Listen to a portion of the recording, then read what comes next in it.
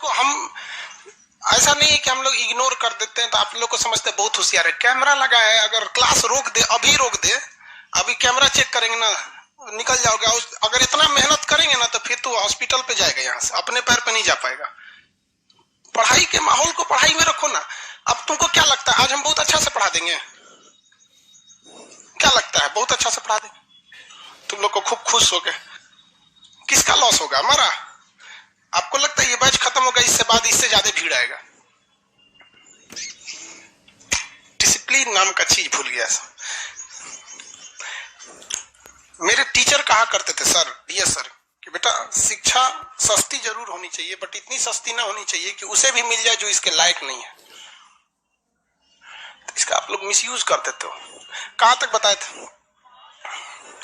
Live वाले आप ही लोग सही हो लोग। कुछ दिन बाद हम धीरे धीरे ना, सब ऐसा ही आदत रहा तो घर में जाए सोच रहे हैं। यहाँ पे घर में चुपचाप एक तो कैमरा लगा दो, पढ़ते रहो। एप्लीकेशन पे लड़के या लाइव सेंटर पे जो लड़के पढ़ते हैं ना, सीरियस पढ़ते हैं। और आप लोग यहाँ ना माँ बाप का नाम डुबाने आ गए हो। हम इसमें गारंटी करते हैं ना, आप में से जितने बैठे इसमें 95% का रिजल्ट नहीं होगा। 95% का नहीं होगा, क्योंकि पढ़ाई के नाम पे आप लोग कलंक रहता है। बीच में 10 मिनट गैप रहता है तो रिवाइज नहीं करता है। बीच में 10 मिनट गैप रहेगा तो लड़की देख के वोटिंग करेगा। तुमको नहीं समझ में आता है कोई बुरा कितना लगेगा? तुम बेरोजगार है, किसी लड़की को कमेंट करता है, हाँ? हम तुम्हारी बहन को कमेंट करेंगे, तुम बर्दाश्त कर लेगा? नहीं ना। जबकि हमारा इतना बड़ा जगह है तो भी नहीं बर्दाश्त करता। सोच, तुम बेरोजगार है, तुम्हारा कौन बर्दाश्त करेगा? आगे देखो भैया, कहां तक बताए थे?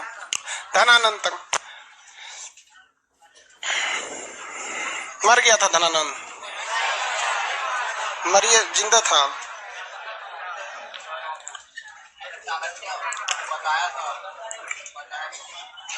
स्टार्ट करते हैं हम लोग।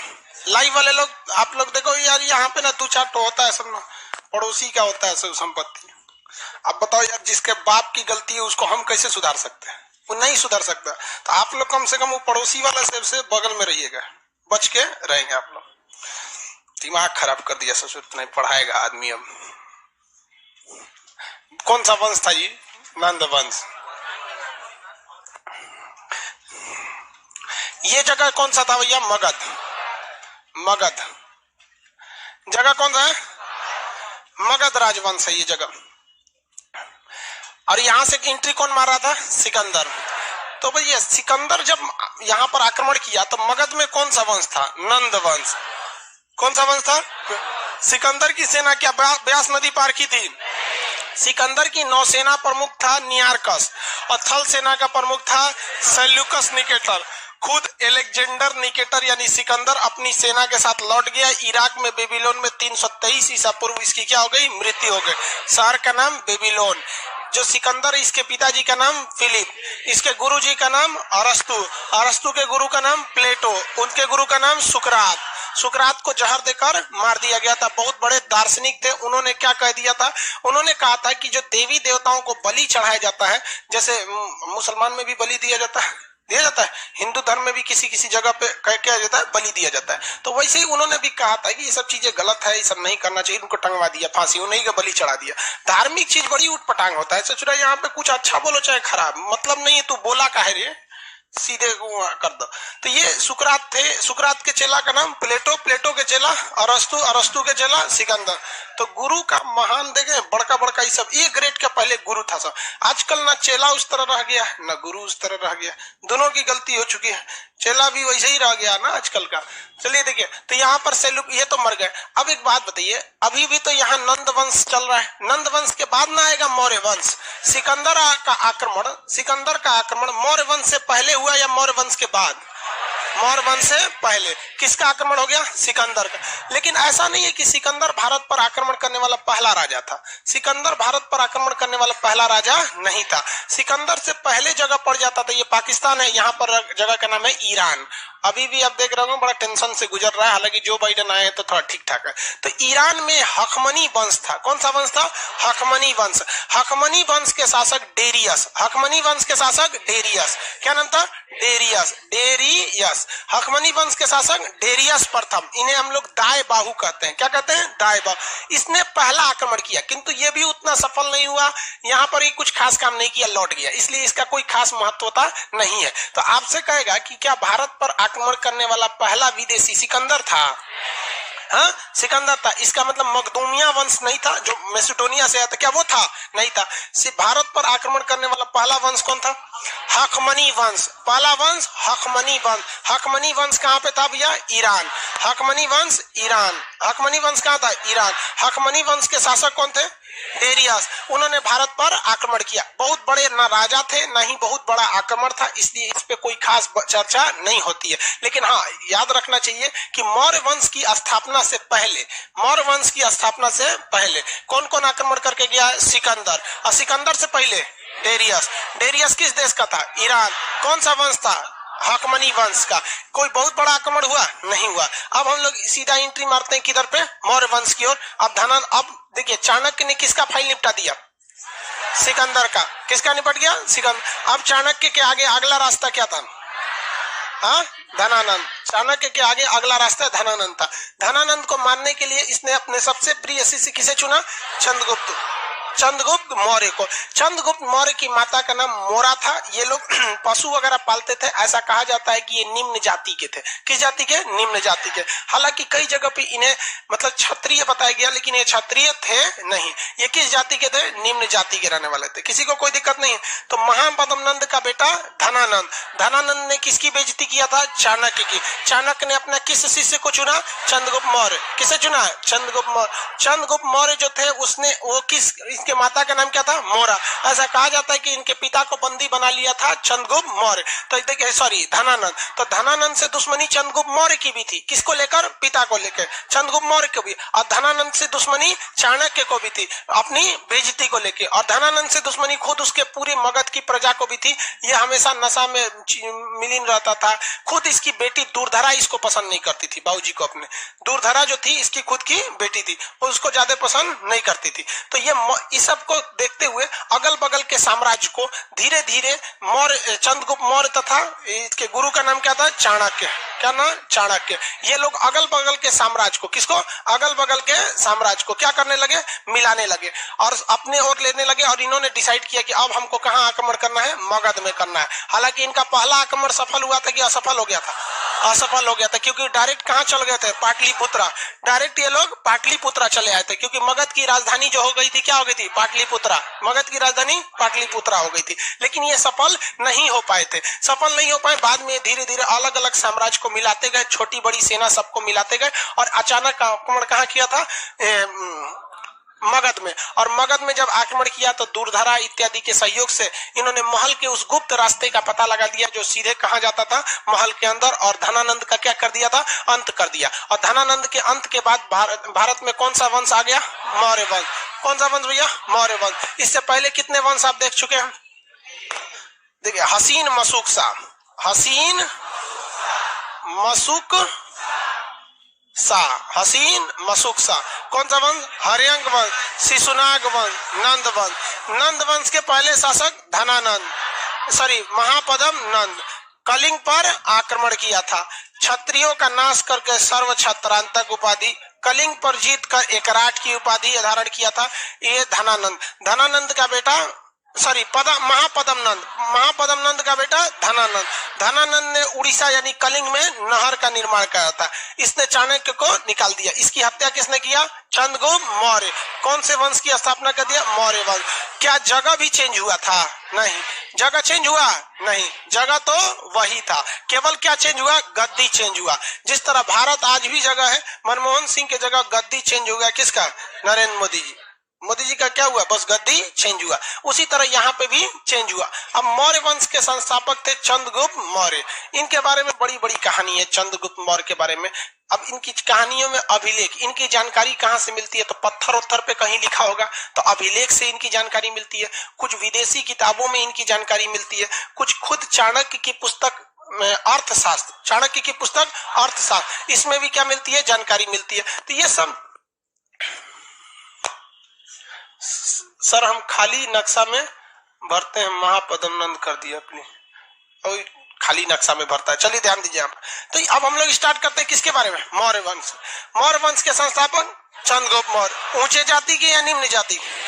तो जब ये निम्न जाति के थे सिंहासन पर बैठेंगे तो इनका तो विरोध जेन्युइन है, क्योंकि पहले कहा गया कि भाई क्षत्रिय ब्राह्मण ही क्या रहता था, भारत में पहले राजा रहता था। तो चाणक्य ने लोगों को बहुत समझाया था कि नहीं भैया ये क्या चीज है, योग्य है। इधर धनानंद को मार दिया, किसने मार दिया था? चंद्रगुप्त मौर्य। और किस वंश का अंत किया? नंद वंश का अंत किया। नंद वंश को क्या कर दिया भैया? अंत कर दिया। नंद का समापन। कौन सा वंश? मौर्य वंश। राजा का नाम चंद्रगुप्त। चंद्रगुप्त मौर्य। मौर्य वंश की स्थापना किया। अब जरा थोड़ा सा फ्लैशबैक में चलते हैं। यहाँ आक्रमण किसने किया था? सिकंदर। किसने किया? सिकंदर। कब किया था? 326 ईसा पर। राजा उस समय कौन था? धनानंद। राजा धनानंद। क्या वो धनानंद को आक्रमण करने के लिए ब्यास नदी को पार किया था? नहीं, ब्यास नदी को पार नहीं किया। किसी को कोई दिक्कत नहीं है, आगे बढ़ जाए। लेकिन जब ये लौटा था तो इसका थल सेना प्रमुख जो था सेल्यूकस निकेटर और नौसेना प्रमुख नियारकस। नियारकस को कोई ऐतराज था? नहीं। ऐतराज किसको था? सेल्यूकस निकेटर को। वो थोड़ा थोड़ा भांप रहा था कि यहाँ पे कुछ न कुछ क्या हो रहा है, गड़बड़ हो रहा है। तो लौट कर आया कौन? Seleucus Nicator. कौन आया? Seleucus Nicator. लौट के आया सेल्यूकस निकेटर। ये लौट कर आया और यहां जब देखा लौट कर आया और इसने ब्यास नदी को पार कर गया ससुरा। यहां पर क्या कर गया वो? ब्यास नदी को पार कर गया यहाँ पे। अब यहाँ आया तो उसको लगा कि यहाँ शासक कौन होगा? धनानंद होगा। लेकिन यहाँ तो हो गया गड़बड़। ब्यास नदी को पार किया तो यहाँ कौन वंश मिल गया? मौर्य वंश। मौर्य वंश का राजा चंद्रगुप्त मौर्य बहुत ही योग्य, ईमानदार, कर्मठ था। दूसरा, इसका खुद का प्रधानमंत्री चाणक्य। खुद का प्रधानमंत्री कौन था? चाणक्य। वही चाणक्य जो इनके अब्बा को यहाँ से भेज दिया था, सिकंदर को भेज दिया था। तब सोचिए क्या इस बार सेल्यूकस निकेटर जीत सकता है?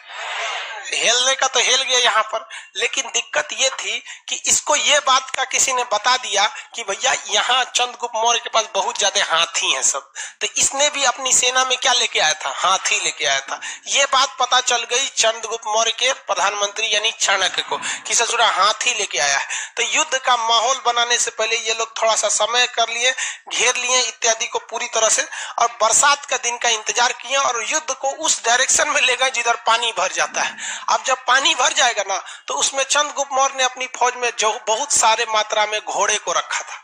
चंद्रगुप्त मौर्य ने क्या रखा? घोड़ा। घोड़ा ससुरा पानी हिल जाता है, बढ़िया से दौड़ जाता है, थोड़ा थोड़ा पानी में एकदम आराम से दौड़ जाता है, और हाथी बिछला के गिर जाती। अब ससुरा हाथी गिरेगी तो उठने में 10 मिनट टाइम लगेगा। भाई अब समझ लीजिए हम लोग मतलब पतला दुबला आदमी, हम लोग अगर गिर गए तो फटाक से उठ जाएंगे। कोई 2 कुंटल का है, उठ पाएगा? जल्दी नहीं उठ पाएगा। तो इसमें सोचता हाथी उसकी फंस गई। दूसरा, चंद्रगुप्त मौर्य ने अपनी, ये तो पूरी तरह षड्यंत्र में था, अपनी फौज में इसने स्वतंत्र घोड़ों को रखा था, घोड़ा वगैरह। सचुरा रथ लेके आए थे, महाभारत लड़ रहे रथ लेके आए। अरे महाभारत का रथ या धनुष, वो धनुष में ताकत नहीं थी ना रथ में। मेन युद्ध महाभारत मंत्रों पे था। वो तो बिना तीरे का दुकान मंत्र पढ़ते थे तो खतरनाक कोनो तीर निकल जाता था, ले आए जा। वो मंत्र का लड़ाई था महाभारत, वो शक्ति प्रदर्शन थोड़ी था। कहने के लिए वो शस्त्र की लड़ाई थी, लेकिन उसमें ज्यादा प्रयोग शास्त्र का हुआ था। शस्त्र का प्रयोग, अब किसी को मंत्र नहीं आ रहा है, ले नहीं लकड़िया वाला तीर मारे, ये मरा के खत्म हो गए थे महाभारत में यहाँ पे। तो ये रथ लेके आए थे। आओ सचरा घेरा हो के मर गया। यहाँ पूरी तरह इसकी सेना मरने लगी और पूरी तरह से कौन कह रहा है कि सर महापद्मनन छूट गया? देखो इसको एप्लीकेशन वाले को, लोल को महापद्मनन नहीं पढ़ाए हैं।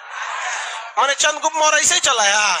कल बताए एक सर्व छत्रांतक रात की बात, एक एप्लीकेशन वाला है सब कर्म फोर, ये ठीक रहता है सब। अपने नहीं रहेगा तो नाचना आया आंगन टेढ़ा, सीधे जो चीज समझ में नहीं आएगा। सर नहीं पढ़ाए थे आप? सेल्यूकस निकेटर यहाँ जीत रहा था, यहाँ रहा था, बहुत बुरी तरह फंस गया। कौन? सेल्यूकस नहीं। और जीत कौन रहा था? चंद्रगुप्त मौर्य। चंद्रगुप्त मौर्य मने मन सोचा सचो तोरे अब्बा को हराए थे सिकंदर को, अब की तोर बारी है। अब सेल्यूकस निकेटर फंस गया। यहां सेल्यूकस निकेटर की हालत ऐसी थी कि 1-2 दिन लड़ाई और चल जाती तो सेल्यूकस निकेटर युद्ध में हार जाता और मारा जाता। इसलिए इसने अपनी बेटी कार्नेलिया को आगे कर दिया। आओ बहुते सुंदर एकदम एकदम बाल उल खोल के लहरा के तलवार लेके निकली आई। चंद को मार देगा।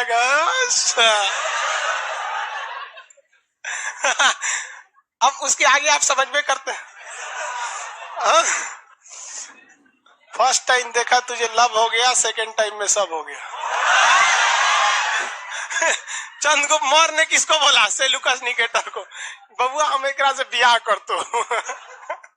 दोनों में क्या हो गया? शादी ब्याह हो गया।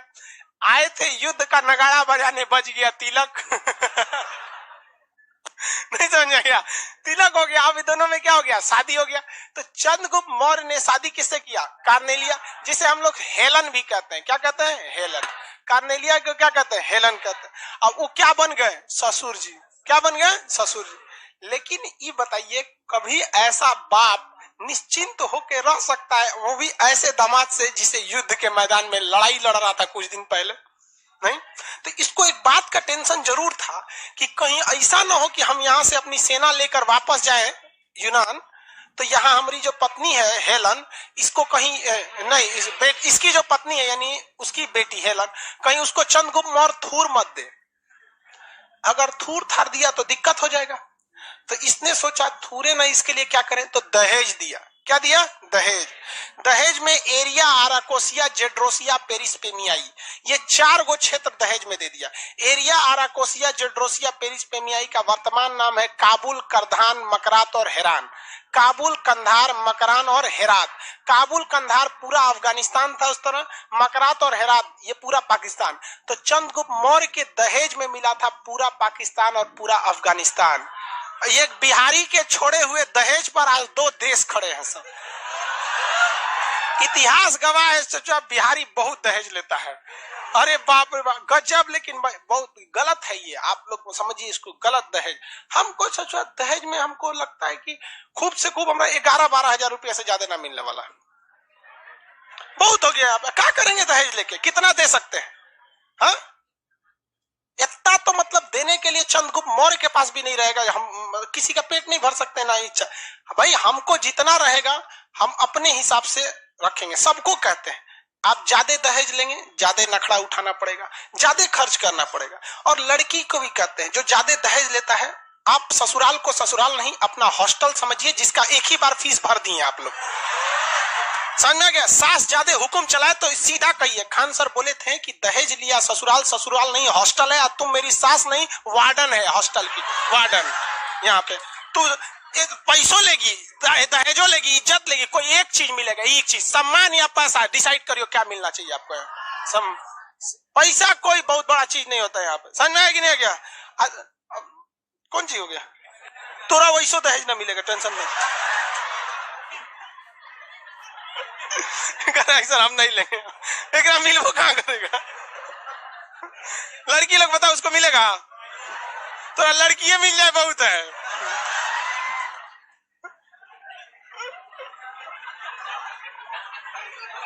चलो इधर देखो, ध्यान दो। दहेज नहीं लेना चाहिए, गलत बात है। यहाँ पे खुद से इतना काम है। देखिए लड़की सबको भी भाई, देखिए लड़की सब में भी क्या कहे, लड़का का ही एक तरफा गलती नहीं होता है दहेज में। लड़की रहेगी ग्रेजुएशन हिस्ट्री ऑनर से, और उसको पता नहीं है कि पानीपत की तृतीय लड़ाई कब हुई थी, और उसको लड़का चाहिए सरकारी नौकरी वाला। दहेजवा मेन यहाँ से शुरू होता है। बेरोजगार हो, बेरोजगार से शादी करो, दहेज मांगने की झंझटें नहीं है। नौकरी है, नौकरी वाले से करो, नहीं मिलेगा। लेकिन जब आप रहिएगा पहली कक्षा में और सोचिएगा 7वीं कक्षा में, मतलब अपने से ऊपर वाले में लगेगा, भाई पैसा लगबे करेगा, जेन्युइन है, पैसा लगेगा। आप उस कैटेगरी के रहिए, कोई दिक्कत नहीं है। नहीं समझ में आएगा? लड़कियों सब में नहीं होते, अपने कुछ ना पता रहता है, लड़का चाहिए हमको एकदम सरकारी नौकरी। सरकारी नौकरी मिले करेगा सरकार। आप लड़की लोग में जिसका जॉब हो जाएगा, किसी को दहेज देने की जरूरत नहीं पड़ेगी। क्या जरूरत दहेज? कोई मंगो नहीं करेगा दहेज, जानता है कि दहेज से ज्यादा का सैलरी हो जाएगा, और दहेज उसमें जरूरत भी नहीं पड़ेगी। पढ़ लिख के नौकरी ले लीजिए, 50% अपने ससुराल वालों को दे दीजिएगा, और कुछ जब तक माँ बाप जिंदा है माँ बाप को दे दीजिएगा। जब माँ बाप चले जाए तब भाई हुई को थोड़े देना, तब 100% दीजिए। समझ आएगी नहीं? तो इसने शादी किससे कर लिया? हेलन से। और पूरा पाकिस्तान और अफगानिस्तान क्या मिल गया? दहेज में। इसके बावजूद इसको डर लगता था कोई मारे मत उकरा। रीजन समझिए कि ये बिहारी और सीबीएसई बोर्ड की यूनान की जमेगा कब? वो नहीं, वो सुबह उठ के ब्रेड बिस्कुट खाए वाली, दाल चावल खाने वाला जमवे नहीं करता था। तो इसलिए इसने अपना एक दूत भेजा, मेगास्थनीज। मेगास्थनीज क्या भेज दिया? मेगास्थनीज। क्या भेजा था? मेगास्थनीज। चंद्रगुप्त मौर्य के दरबार में सेल्यूकस निकेटर ने किसे भेजा? मेगास्थनीज को। कहा कि देख, अगर हमारी बेटी पिटाएगी, चाहे कुछ भी क्या होगा, तामझाम होगा यहाँ पर, तो तुमको क्या कर लेना है? तुरंत हमको क्या करना है? संदेश भेजना है। क्या करना है? संदेश भेजना है। किसी को कोई दिक्कत है?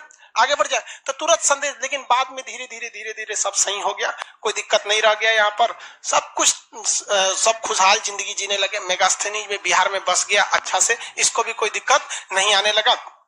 और इसने एक किताब लिख दी मेगास्थनीज ने, नाम था इंडिया में रह के लिखा, इसलिए नाम क्या पड़ गया? इंडिका। इंडिका पुस्तक में क्वेश्चन आएगा कि मगध वंश की जानकारी सबसे बेहतरीन किस पुस्तक में? इंडिका में। यानी प्राचीन भारत की जानकारी के लिए इंडिका सबसे महत्वपूर्ण बोर्ड। उसने कहा भारत में कुल 7 तरह के लोग रहते हैं, 7 वर्गों में बांटा था, ऊंची जात, नीची जात इत्यादि वगैरह में कई तरह के लोगों में बांटा था मेगास्थनीज ने। और मेगास्थनीज ने यह बात भी कहा था कि भारतीय लोगों को पढ़ने में इंटरेस्ट है। किसमें इंटरेस्ट है? पढ़ने में। लिखने में इंटरेस्ट नहीं है। ये लिखना नहीं चाहते, केवल क्या करना चाहते हैं? पढ़ना चाहते हैं। और इसी मेगास्थनीज ने संदेश भेजवाया था किस पे? सेल्यूकस निकेटर को। मतलब सब ठीक ठाक है, हेलन आपकी ठीक रह रही है। चंद्रगुप्त मौर्य ने एक दिन मेगास्थनीज से पूछा कि रे बकलोलवा, जब उसको ब्याह कराना था हमरा से, बेटियों देना था, दहेजो देना था, तो युद्ध काय किया था? वो कहा कि बकलोल है आप, ओकरा हाथी चाहिए था। उधर कोनो हाथी ठीक ठाक नहीं मिल रही थी, सब यूरोप वगैरह में सब जो हाथी थी सब सीबीएसई बोर्ड की थी, सब सुस्त टाइप की। तो यहाँ से वो हिंदी मीडियम वाली हाथी ले जाना चाहता था कलिंग से। कहा कि ओ माय गॉड, हाथी चाहिए थी। कहा कि बुलाओ 500 हाथी क्या किया? गिफ्ट में दे दिया। कौन बड़का गिफ्ट दिया? दहेज में कितना लिया ही नहीं देख रहे हैं। अच्छा, दहेज की भी एक सीमा होती है, दूधू को देश दहेज में ले लिया। हद होता है। हाँ बेटी दहेज, सब कुछ, एगो दार्शनिक वगैरह भी लिया।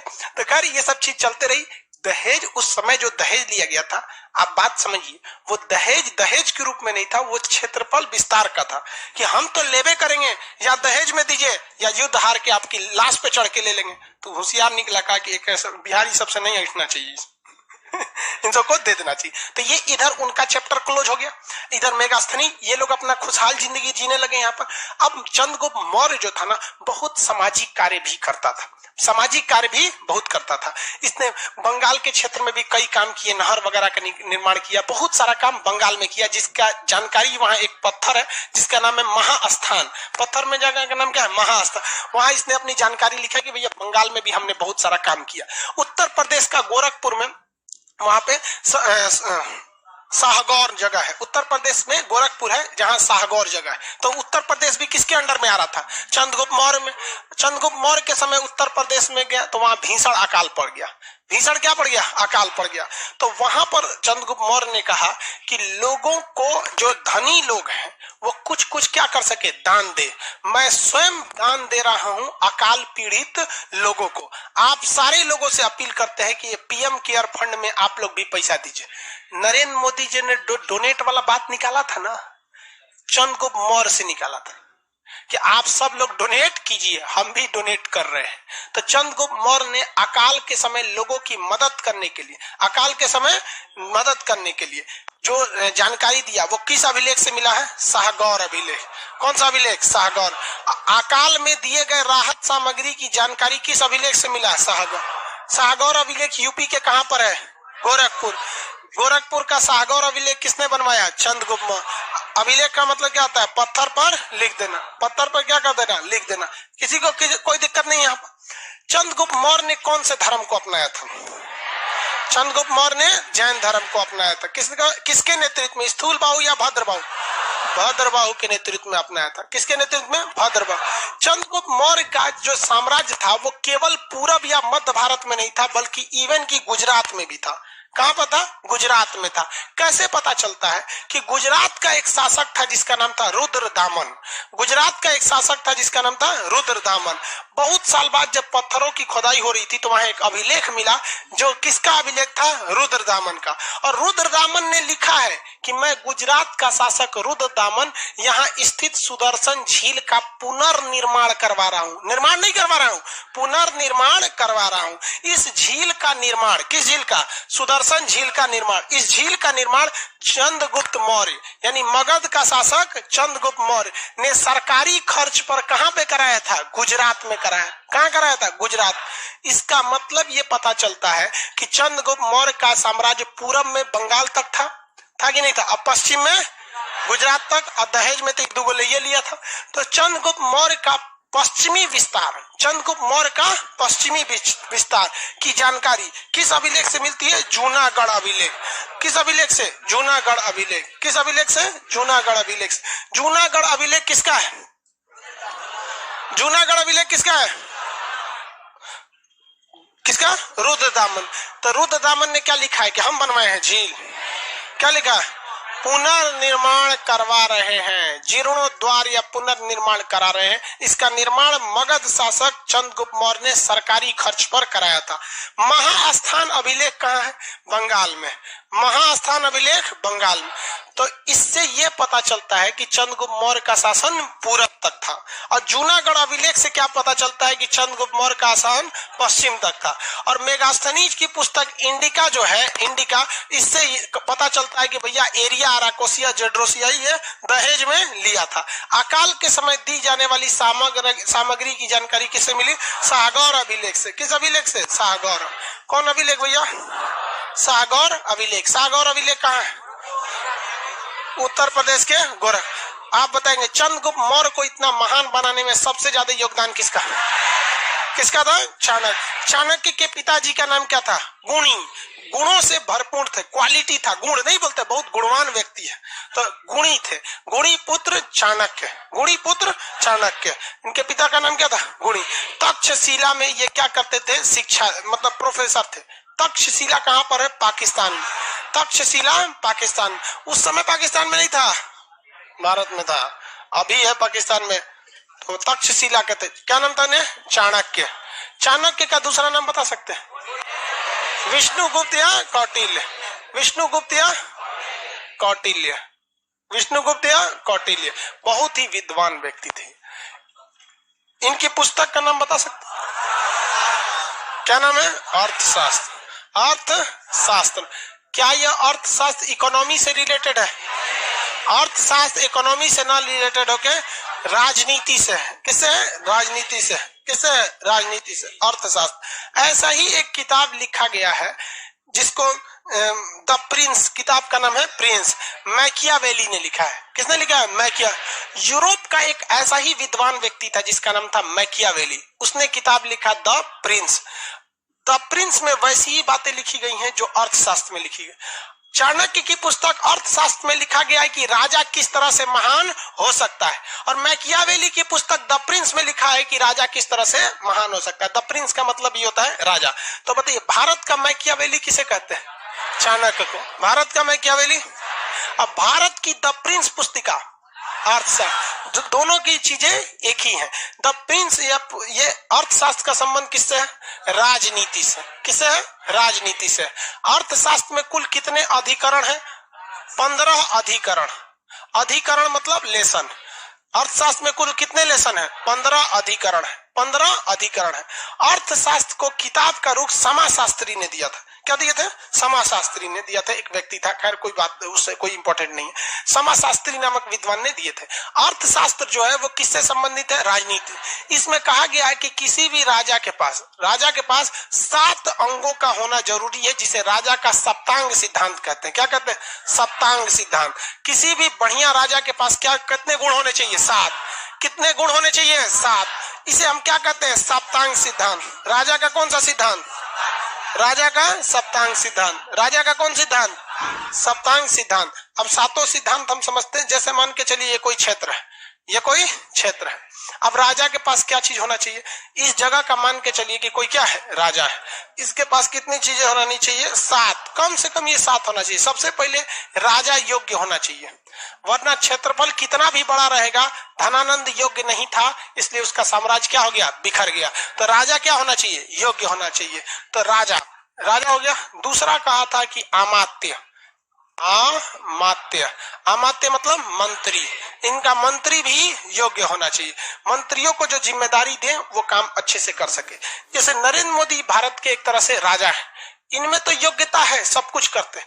क्या आप गारंटी ले सकते हैं उनके जितने अमात्य है वो अच्छा से काम कर रहे हैं? एक नितिन गडकरी 100% जिम्मेदारी से काम कर रहे हैं सड़क निर्माण में। विदेश मंत्रालय भी ठीक है, गृह मंत्रालय, बाकी आधा तो मंत्रालय है कि सोचा कब वो न्यूज में नहीं आता है।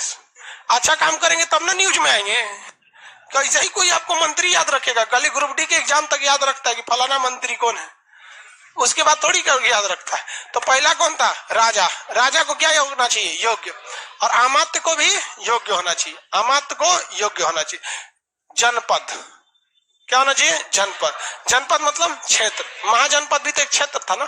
जनपद मतलब क्या होता है? क्षेत्र। ये जो क्षेत्र होना चाहिए ये बेहतरीन होना चाहिए, उपजाऊ हो या खनिज संपदा हो, क्षेत्रफल बड़ा हो, पहाड़ी वगैरह एरिया से घिरा हो, मतलब क्षेत्रफल में कुछ ना कुछ विशिष्टता होनी चाहिए। इस क्षेत्रफल या जनपद के चारों ओर किलेबंदी हो, बॉर्डर बनाइए, या तो दीवार का परमानेंट बॉर्डर बनाइए या पहाड़ का नेचुरल बॉर्डर बनाइए, जिस तरह से अजात शत्रु के समय राजगीर में थी, या फिर बॉर्डर पे फोर्स लगाइए, बीएसएफ लगाइए, आर्मी लगाइए, लेकिन अपने जनपद के चारों ओर आपको किला बनाना है, यानी दुर्ग बनाना है। क्या बनाना है? दुर्ग बनाना है। क्या बनाइए? दुर्ग। सबसे पहले राजा के सप्तांग सिद्धांत में पहला राजा, दूसरा अमात्य, तीसरा, चौथा दुर्ग। आपका कितना भी दुर्ग मजबूत कर लीजिए, कुछ भी कर लीजिए, अगर आपके पड़ोसी ठीक नहीं है तो कहीं ना कहीं आप अपनी अर्थव्यवस्था पे ध्यान नहीं दे पाएंगे। अपनी अर्थव्यवस्था पे ध्यान नहीं दे पाए, पूरा पैसा सेना पे खर्च हो जाएगा। जरा सोचिए कि जिस तरह से हमारा और नेपाल का रिश्ता एकदम शांत है, जिस तरह से भूटान का शांत है, श्रीलंका, बांग्लादेश, म्यांमार शांत है, अगर ऐसा ही रिलेशन पाकिस्तान और चाइना के साथ शांत रहे तो भारत का डेवलपमेंट नहीं हो सकता है। बहुत बेहतरीन है। इवन भारत का नहीं, पाकिस्तान का भी अच्छा से हो सकता है। चाइना भी और ज्यादा फोकस कर सकता है, क्योंकि मिलिट्री एक ऐसी चीज होती है जो बहुत ज्यादा जरूरी है। मिलिट्री एकदम जरूरी है, बट रिटर्न में आपको एक तरह से कहिएगा तो कुछ हासिल नहीं है, एक तरह से कहेंगे तो सब कुछ उन्हीं की वजह से। मिलिट्री नहीं रहेगी तो आपका देश चल जाएगा। लेकिन अगर शांत रहे, एकदम कोई दिक्कत नहीं, जैसे भूटान और भारत के बॉर्डर पे मिलिट्री रहे ना रहे, बहुत दिक्कत आने वाला नहीं है। समझ में आएगी नहीं? आ गया किसी को दिक्कत? तो यहाँ क्या कहा गया? मित्र। राजा के पास क्या रहना चाहिए? मित्र। राजा के पास क्या रहना चाहिए? मित्र। मित्र क्या होना चाहिए? बेहतरीन रहना चाहिए। राजा के पास मित्र बेहतरीन होना चाहिए। 6 नंबर मित्र के बाद 6। धन। धन का मतलब क्या होता है? कोष। पैसा होना चाहिए भैया, धन यानी कोष होना चाहिए। और जो अगर कोई, अरे उसको ध समझो ना, कोष। राजा के पास क्या होना चाहिए? कोष होना चाहिए। किसी को दिक्कत है?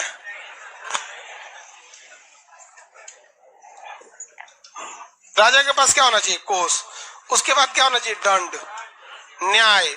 बहुत खतरनाक न्याय व्यवस्था होना चाहिए। न्याय इतना खतरनाक होना चाहिए कि मतलब व्यक्ति को डर लगे अपराध करने से पहले। कुछ सऊदी अरब वगैरह का, वहां का राजा बहुत जालिम होता है। एक तो वीडियो बनाए थे सऊदी अरब के राजा पे, देखते हैं। एक तो सबसे बड़ा का खराब लगता है इन सब को, या 4 गो 5 गो 6 गो ब्याह करता है, संभालता कैसे होगा सही सब? तनी भारत के महिला से कर ले 4 गो ब्याह, देखो ना ब्रेन हेमरेज ना हो जाए तो कहेगा।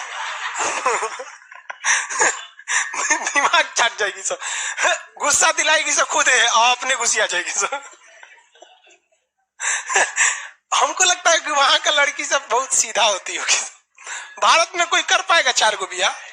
यार तो 4 गो ब्याह होने से पहले अगर आप में किसी का मन है मतलब 4 ब्याह करने का, तो मेरी एडवाइस मानिए, अभी से एडवांस बुकिंग कराइए रांची पागलखाना में, क्योंकि शायद उस समय जगह ना बचे और आपको इमरजेंसी जरूरत पड़ेगी ही पड़ेगी, इसलिए प्री बुकिंग करा के रखिए। समझ आ गया कि नहीं आ गया? बताइए राजा के सप्तांग सिद्धांत में कितने सिंह? 7। पहला राजा, पहला, दूसरा अमत, फिर जनपद, जनपद के बाद दुर्ग, दुर्ग के बाद मित्र, मित्र के बाद कोष, कोष के बाद न्याय। भाई पैसा तो अच्छा रहना चाहिए ना, धन यानी कोष, कोष नहीं रहेगा तो आपका अर्थव्यवस्था क्या हो जाएगा? चौपट हो जाएगा। किसी को कोई दिक्कत नहीं है? आगे बढ़ जा।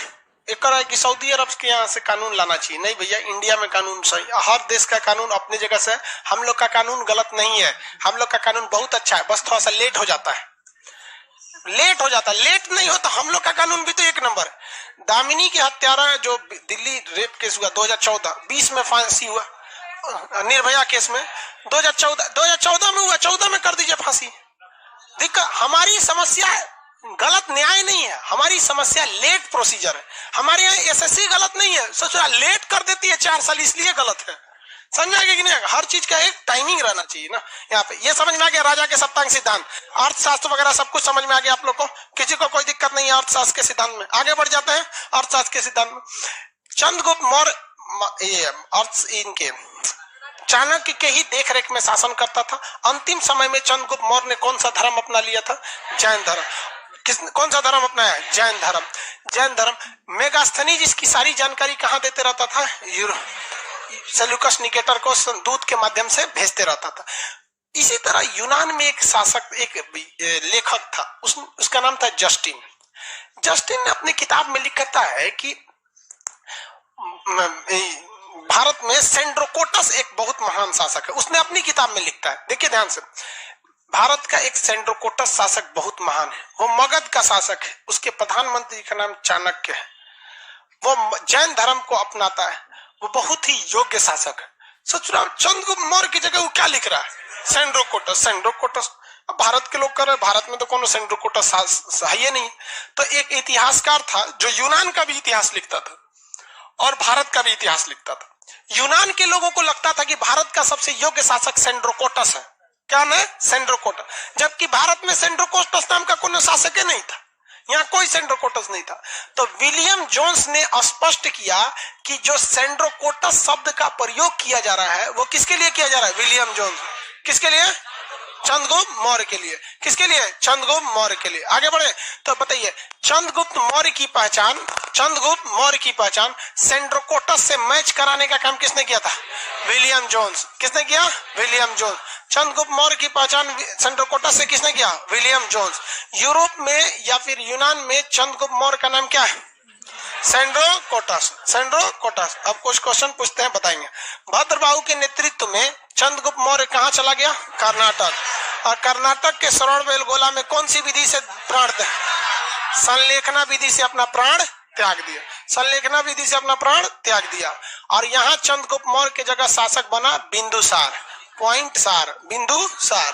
बिंदुसार शासक बन गया। तो भैया चंद्रगुप्त मौर्य बुढ़ाइयों तो गए थे, मरियो गए, हेलन भी तो बुढ़ा गई होगी और मेगास्थनीज भी बुढ़ा गया होगा। इसके जगह कोई दूसरे व्यक्ति की जरूरत पड़ेगी कि नहीं पड़ेगी? पड़ेगी। तो यहां से दूसरे व्यक्ति भी आए थे। टाइम हो गया क्या जी?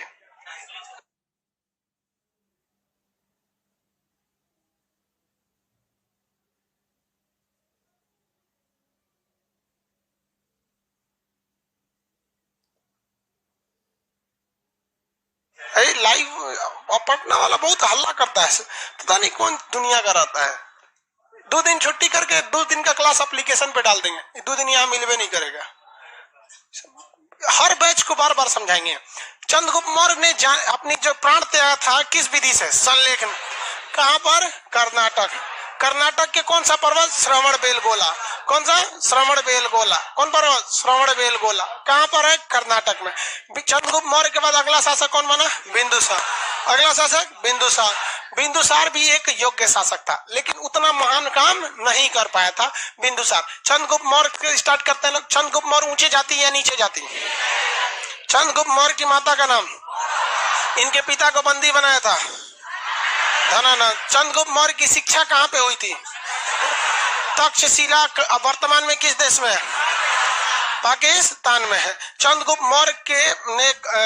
मौर्य के किस अभिलेख से अकाल के समय राहत की जानकारी मिली?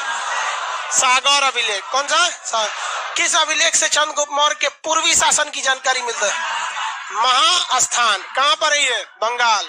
किस अभिलेख से चंद्रगुप्त मौर्य के पश्चिमी साम्राज्य की जानकारी मिलती है? जूनागढ़ अभिलेख। जूनागढ़ अभिलेख क्या चंद्रगुप्त मौर्य का है? किसका है? रुद्रदामन। किसका है? रुद्रदामन का है। चंद्रगुप्त मौर्य ने किससे युद्ध लड़ा था? दो युद्ध लड़ा। पहले गद्दी पाने के टाइम धनानंद से, और गद्दी के बाद सेल्यूकस निकेटर। सेल्यूकस निकेटर ने चंद्रगुप्त मौर्य को कितने क्षेत्र दहेज में दिए थे? Aria, Arachosia, Gedrosia, Paropamisadae. Aria, Arachosia, Gedrosia, Paropamisadae. Aria, Arachosia, Gedrosia, Paropamisadae. Aria, Arachosia, Gedrosia, Paropamisadae. किसी को कोई दिक्कत नहीं है? आगे बढ़ जाए। यहाँ पे चंद्रगुप्त मौर्य कौन से धर्म को मानता था? चंद्रगुप्त मौर्य के प्रधानमंत्री का नाम? चाणक्य की पुस्तक का नाम? अर्थशास्त्र का संबंध किस विषय से है? अर्थशास्त्र में कितने अधिकरण है? 15 अधिकरण है। कितने अधिकरण है? अर्थशास्त्र में अधिकरण की संख्या 15। किसी को कोई दिक्कत नहीं है? अर्थशास्त्र में कितने अधिकरण? 15। अर्थशास्त्र के अनुसार राजा के सप्तांग सिद्धांत में कितने विषय है? 7। कौन कौन? पहला राजा, दूसरा मंत्री, तीसरा जनपद, चौथा दुर्ग, पांचवा मित्र, छठवा, सातवां दंड। एकदम भयानक न्याय दीजिए, एकदम थूर थार के रद्द कर दीजिए। अगर किसी को गलती पर सजा नहीं देंगे तो उसका मन बढ़ जाएगा। इसके दरबार में कौन आया था? मेगास्थनीज ने भारतीय समाज को कितने भाग में? 7। भारतीय समाज को लिखने में ज्यादा दिलचस्पी थी या फिर पढ़ने में? पढ़ने में। चंद्रगुप्त मौर्य ने किसे 500 हाथी दिए थे? Seleucus Nicator. सेल्यूकस निकेटर की बेटी का नाम हेलन, का दूसरा नाम कार्नेलिया। चंद्रगुप्त मौर्य के दरबार में आए मेगास्थनीज की पुस्तक का नाम? इंडिका पुस्तक से किस वंश की जानकारी मिलती है? मौर्य वंश। मौर्य वंश किस वंश के पतन के बाद आया था? नंद वंश। तो मौर्य वंश जब आप पढ़ेंगे तो नंद वंश का पतन भी पढ़ना पड़ेगा। विशाख दत्त एक बहुत ही बड़े प्रसिद्ध लेखक थे। उन्होंने एक पुस्तक लिखा था मुद्रा राक्षस। विशाख दत्त की पुस्तक मुद्रा राक्षस। विशाख दत्त की पुस्तक मुद्रा राक्षस में कहा गया कि किस तरह से धनानंद के पाप का अंत हुआ और किस तरह से चंद्रगुप्त मौर्य के शासन का उत्थान हुआ। तो धनानंद की जो मतलब पतन है, चंद्रगुप्त मौर्य का उदय है, इसकी जानकारी विशाख दत्त की पुस्तक मुद्रा राक्षस। विशाख दत्त की पुस्तक मुद्रा राक्षस। किस इतिहासकार ने बताया था कि जो सेंड्रोकोटस है वही चंद्रगुप्त मौर्य है? William Jones. William Jones. संलेखना विधि से प्राण त्याग किए कर्नाटक के किस पर्वत पर? श्रवणबेल गोला। श्रवणबेल गोला। कब इन्होंने प्राण त्यागा? 298 ईसा पूर्व। 298 ईसा पूर्व। इनका बेटा का नाम? इनके बेटा का नाम बिंदुसार। बेटा का नाम बिंदुसार। बिंदुसार गद्दी पर बैठा तो क्या बिंदुसार भी जैन धर्म मानता था? कौन सा धर्म? आजीवक संप्रदाय। ये बता दिए थे संप्रदाय में। कौन सा संप्रदाय? आजीवक संप्रदाय। बिंदुसार के कितने बेटे हुए? 2। नजायज की बात नहीं कर रहे हैं, 2 ओरिजिनल बेटे, सुसीम और अशोक। सुसीम और अशोक। सुसीम कुछ खास काम नहीं किए, अशोक बहुत काम किया। अशोक के बारे में पढ़ना बहुत ज्यादा है। इसको हम लोग कब क्लास करेंगे? कल। आज के लिए इतना है। आराम से निकलिए, डिसिप्लिन